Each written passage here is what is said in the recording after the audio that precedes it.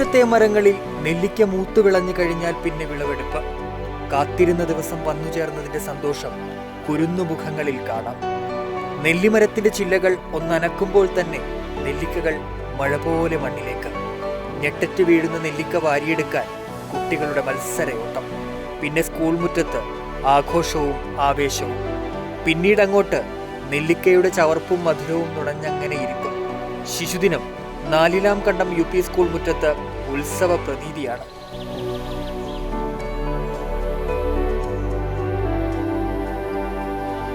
School മുറ്റത്തെ നെല്ലിമരങ്ങളിൽ നിന്നും പറിച്ചെടുത്തതാകട്ടെ 200 കിലോയോളം നെല്ലിക്കയാണ്.